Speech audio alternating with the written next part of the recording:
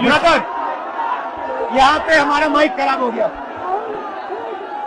और public meeting करना मुश्किल है। जी बिल्कुल ठीक बात है। तो मैंने सोचा कि हम थोड़ा यूपी के बारे में बातचीत कर लें और आप अपना पर्सपेक्टिव हमें बताइए, हम आपको अपना पर्सपेक्टिव बताते हैं, थोड़ी डिस्कशन करते हैं। ठीक बात है। मैं समझता हूँ कि जब माइक खराब हो गया हम दोनों बात करेंगे, वो रिकॉर्ड होकर के जाएगी तो लोग बेहतर और अच्छा समझेंगे और अच्छा रिजल्ट आएगा। और क्योंकि सोशल मीडिया से वेल कनेक्टेड है तो सब लोगों को जानकारी मिल जाएगी कि हमारा आप क्या बोल रहे हैं। यूपी जो 80 सीटें दे रहा है, इसमें 79 सीटें समाजवादी पार्टी, कांग्रेस, इंडिया गठबंधन जीत रहा है। एक जो क्यूटो है उसमें हम और आप लड़ाई में हैं। और इस बार क्यूटो नाम कैसे, जापान वाला ही है ये क्यूटो, क्योंकि जो प्रधान सांसद हैं उन्हें सपना दिखाया था काशी के लोगों को कि दुनिया की सबसे बेहतर सिटी बनेगी क्यूटो। तो क्यूटो बनी नहीं बनी काशी के लोग ये तय करेंगे और फिर वोट डालेंगे। तो इस बार मन मर्जी नहीं चलनी है, मन की बात नहीं चलेगी, हमारे आपकी बात और 140 करोड़ लोगों की बात और संविधान की बात होगी। और आपने देखा, हम सब ने देखा कि यूपी को नरेंद्र मोदी जी ने बेरोजगारी का सेंटर बना दिया और इतनी बेरोजगारी की है, ये जितने बच्चे दिखाई दे रहे हैं ये वो लोग हैं दिखाओ जो अग्निवीर या पेपर लीक, जिसकी वजह से ये नौकरी नहीं मिली है और ये सब रोजगार नौकरी चाहते हैं। बीजेपी ने जो झूठे सपने दिखाए थे इन्वेस्टमेंट मीट के, जो झूठा सपना दिखाया था डिफेंस एक्सपो का, जो सपने बेचे थे G20 में, लेकिन इन नौजवानों को न नौकरी मिली न रोजगार मिला, आज ये खाली हाथ हैं।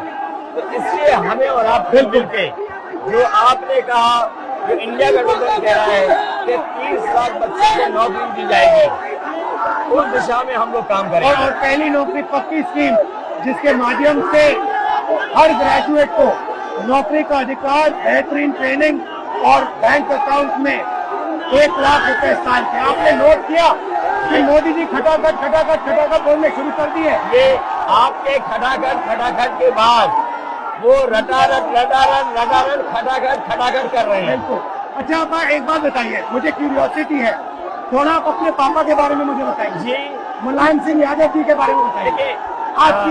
आपने उनसे क्या सीखा? नेताजी और उनके साथ के लोग बिल्कुल जमीनी राजनीति करते रहे। हालांकि नेताजी कुश्ती, पहलवान और गांव आप करते हो कुश्ती? नहीं, मैं कुश्ती नहीं कर पाया जीवन में, क्योंकि मैं मिलिट्री स्कूल में चला गया तो कुश्ती नहीं कर पाया। लेकिन नेताजी इसीलिए धरती पुत्र बोले गए कि वो जमीन की बात को समझते थे। धरती पर जो लोग हैं उनकी क्या भावना है उसको लेकर के वो आगे बढ़ाना चाहते थे। और आपका इस क्षेत्र से और इस शहर से आज का लगाव नहीं है, न जाने कितने सालों पुराना लगाव है। जो इमोशनल कनेक्ट आपका इस शहर और शहर से है वो शायद और किसी राजनीतिक परिवार का नहीं होगा।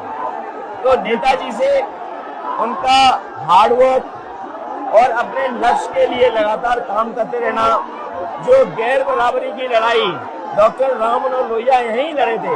हालांकि हमारी आपकी विचारधारा की यहाँ टकराव रहा, लेकिन हमारे व्यक्तिगत या जो सिद्धांत में कभी समझौता नहीं हुआ।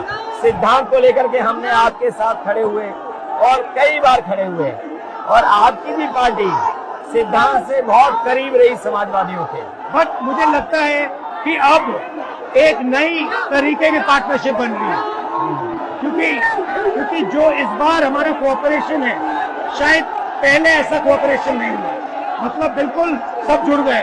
सबसे अच्छा ये है कि जितना उन्होंने कहा 2 लड़कों की जोड़ी, उतना युवा आपसे, हमसे, इंडिया गठबंधन से और जुड़ गया। तो ये नेचुरल अलायंस है, और नेचुरल अलायंस इसलिए लोग महसूस कर रहे हैं कि वो चाहते हैं कि नौकरी और रोजगार मिले। नौकरी और रोजगार मिले। तो ये बड़ी भावना है कि हमसे आपसे ये यूथ कनेक्ट कर रहा है। सबसे बड़ी बात, महंगाई की चोट सबसे ज्यादा इन लड़कों को लगती है। हमारी थिंकिंग है और आपकी भी है कि ये जो 22-25 लोगों को नरेंद्र मोदी जी ने पूरा का पूरा धन पकड़ा है, उसको ठीक करने के लिए जो हमारे युवा हैं, माताएं बहनें हैं, उनको डायरेक्ट बैंक अकाउंट में पैसा देना। देखिए, ये जो लोगों के पास पैसा पहुंचने से जो अर्थव्यवस्था को लाभ मिलेगा, मैं समझता हूँ इनका भाग्य में बनेगा और देश की अर्थव्यवस्था ही बेहतर होगी। ये जरूरी स्कीम है कि इनके अकाउंट में पैसा पहुंचे, जिससे थोड़ा बहुत जीवन स्तर इनका भी अच्छा हो। नरेंद्र मोदी जी डिबेट से क्यों डरते हैं? क्योंकि वो सच का सामना नहीं करना चाहते। पूरा उनका झूठ का गुब्बारा है।